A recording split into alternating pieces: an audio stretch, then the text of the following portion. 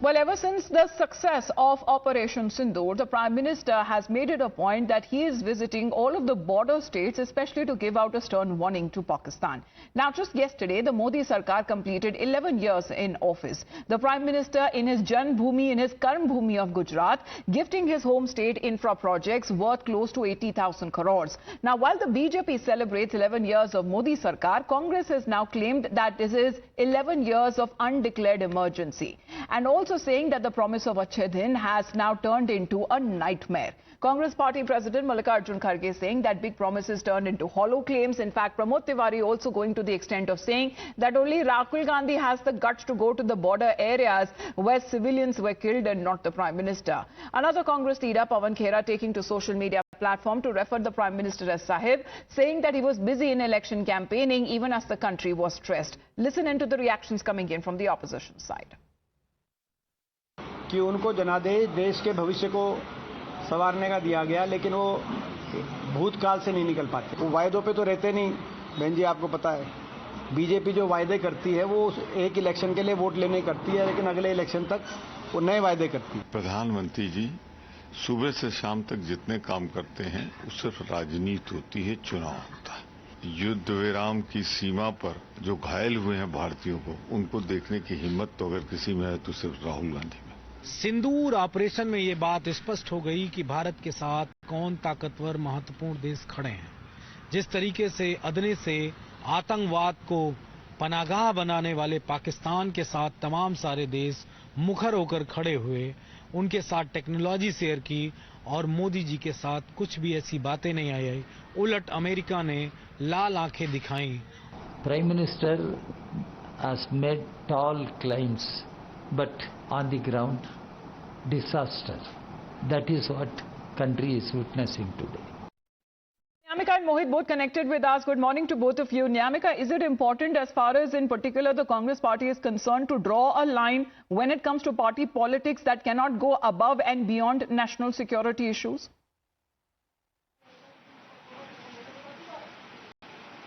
Well, yes, that is a relevant question which all the political parties needs to, think about it, because if we talk about Congress party in particular, then on one side we have seen that how the government of India has taken an initiative sending an all-party delegation to various countries, in which even the member of parliament from the Congress party are also participating, and they are also putting up a united front where when it comes to India's policy for zero tolerance of terrorism. And on the other side, if we talk about domestic politics, then we have also seen that how continuously the Congress party is questioning Prime Minister Narendra Modi. In fact, yesterday also we have seen that how several of the leaders have also gone to the extent when they have stated that there is basically an undeclared emergency from the past 11 years, as just in 2014 on the very same day it was Prime Minister Narendra Modi who had taken the oath, and for that reason now the Congress party has taken a jibe over Prime Minister Narendra Modi, saying that this is nothing but just the 11 years of undeclared emergency, because they have stated that whatever promises were being made by Prime Minister Narendra Modi in year 2014 during the elections, none of them have been implemented, none of them have been fulfilled. On the other side, if we talk about Operation Sindoor or the action which our country has taken upon Pakistan, for that reason also we have seen that how the Congress party is continuously raising questions upon Prime Minister Narendra Modi. As the deputy leader in Rajya Sabha, Mr. Pramod Tiwari, has also stated that whatever has been done, whatever has been said by Prime Minister Narendra Modi in Gujarat, that is basically for but politics continues. Operation Sindoor also being questioned, and the government also being questioned. But is it worth as far as questioning the armed forces and the success that Operation Sindoor has got for the country when it comes to defeating the enemy? But is the opposition correct in claiming that the country has slipped into gloom and doom under the leadership of the Prime Minister Narendra Modi? Let's take a look exactly when we speak of the facts. These are the numbers that we speak of Modinomics that has powered the Indian economy and has just recently become as the world's fourth largest economy, overtaking Japan. Now, the defense budget in the last 11 years that has grown about 2.4 times, from 2.5 lakh crores to 6.2 lakh crores. The defense exports in the last 10 years of UPA rule that stood at 4,312 crores, but in the last 10 years of Modi Sarkar, it now stands at more than 88,000 crores. Right from 74 airports built in 2014, we now have 159 operational airports. Now, whether it is evacuating citizens from war zones, leading the G20 summit, or standing up to global powers, the Modi model has delivered. It may not be perfect, which no government is, but to say that it has been a failure on all fronts is being economical with the truth. But the opposition still frowns. It still attacks the Modi government, even when it comes to the issue of national security, which should not be compromised at any cost. Rahul Gandhi, however, continues to ask how many fighter jets did India lose. He claims that India's foreign policy has collapsed and no one has backed India across the world, and continues to hurl the JJ jibe despite there being no clarification coming in from the leader of opposition. But when he was confronted, take a look exactly how he reacted. So what is this JJ, sir? What is this JJ? Don't waste my time. So what is this JJ, sir? What is this JJ? Don't waste my time. We were received very, very graciously. We have received with an open heart and open mind. We were very encouraged that there was spontaneous support for India's position on terrorism, that there is a complete consensus here against any form of terrorism.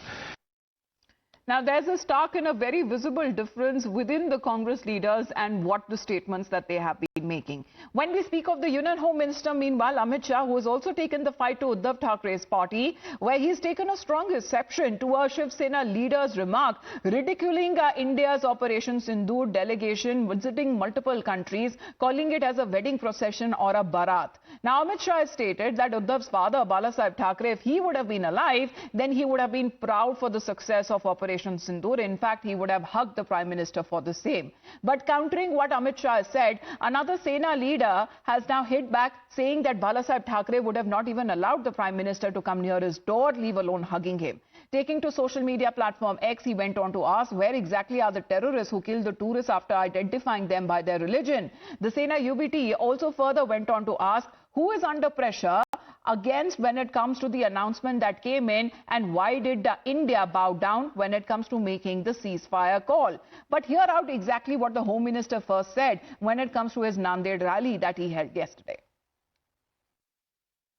तो उद्धव सेना के एक प्रमुख नेता ने कहा ये किसकी बारात जा रही, मुझे मालूम नहीं होता ये उद्धव सेना को क्या हो गया है। ये बाला साहब की पार्टी हुआ करती थी एक जमाने में, आज बाला साहब होते तो ऑपरेशन सिंदूर के लिए मोदी जी को गले लगा लेते, गले लगा लेते। और ये उद्धव सेना सर्वदलीय प्रतिनिधिमंडल जिसमें उनके भी मेंबर गए हैं, उसको बारात कहने का काम करती है। सरकार के 11 वर्ष पूरे होने पर तंज कसा है, उन्होंने इसे एक डरावना सपना बताया है।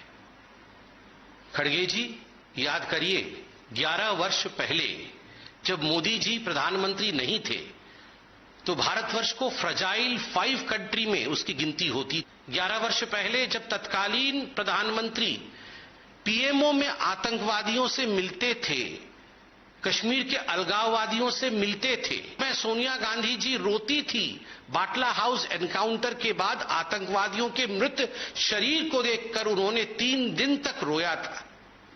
और आज आतंकवाद के अड्डे पाकिस्तान के अंदर घुस करके 100 किलोमीटर अंदर घुस करके 9 अड्डों को ध्वस्त किया गया है ऑपरेशन सिंदूर में।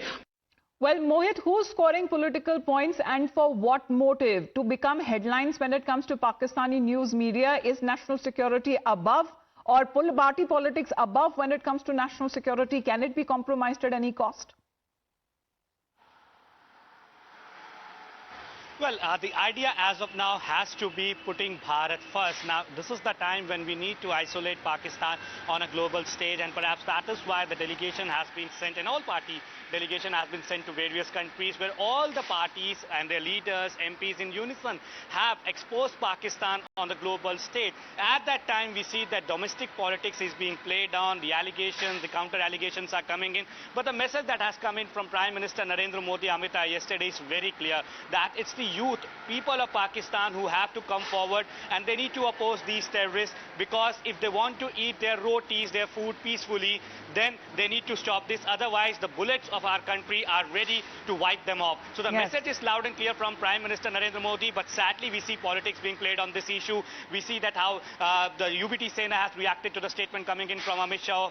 We have seen that how the Congress party has been raising questions. Rahul Gandhi asking that how many aircrafts that India lost. So this is not the time to ask these questions. Yes, you may ask questions on the labs of security labs. You can ask questions on deployment of troops, that why exactly troops were not there in Pahalgam. But this is the time to expose Pakistan, because as you rightly pointed out, if you'll make any statement over here, well, that exactly will be what is more shocking, that leaders from within their own party who are part of these multiple delegations, multiple countries that they are visiting, have a completely different and a contradictory stand against their own party leadership. Mohit and Nyamika, for the moment, thank you very much for joining in.